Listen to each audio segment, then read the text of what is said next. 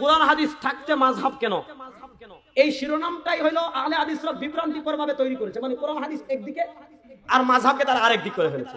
যত দিন যাবে সামনে পরিষ্কার হবে যে আসলে এই লা মাযহাবি যে ফিতনা, এটাকে মানুষকে ইসলাম থেকে বের করে নাস্তিক, মুরতাদ এবং মানুষকে ঈমান বিধ্বংসী আকীদা, মানুষের ঈমান আকীদা নষ্ট করার একটা মিশন।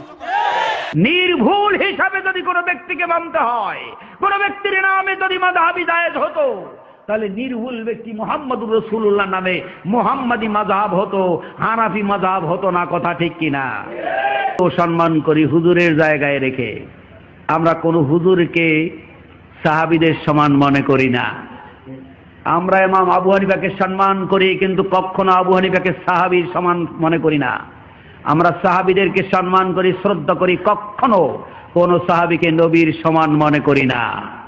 আমরা নবীকে শ্রদ্ধা করি নবীর জায়গায় রেখে, কখনো নবীকে আল্লাহর সমকক্ষ মনে করি না। কথা বুঝতে পেরেছেন?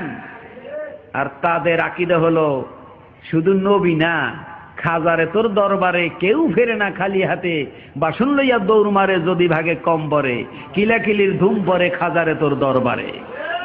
এ পৃথিবীর বুকে আমার নবী আবু বকরের কাছে শেখে নাই, আমার নবী ইমাম আবু হানিফার কাছে শেখে নাই, কোন পীর আউলিয়ার কাছে শেখে নাই, বরং আবু বকর সিদ্দিক নবীর কাছ থেকে শিখেছেন। কথা ঠিক কিনা?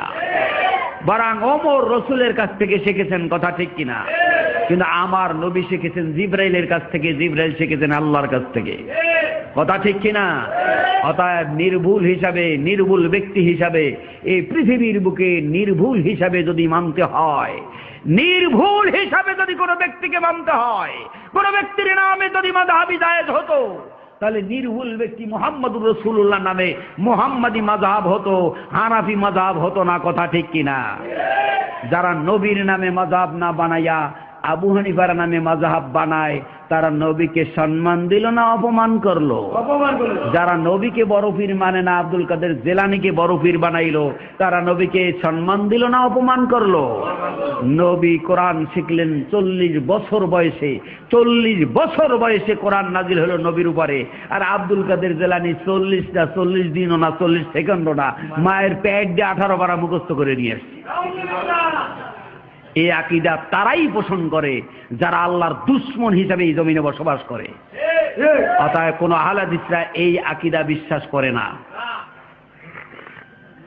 শুনুন, শুনুন, এই পৃথিবীর বুকে, এই পৃথিবীর বুকে, এই পৃথিবীর বুকে যদি আমরা ভুল করি না তা বলি না, আমরা ভুল করি না তা বলি না, আমরা অন্যায় করি না তা বলি না, আমাদের মধ্যে ভুল নাই তা বলি না, ভুলের ঊর্ধ্বে আমরা কেউ নই।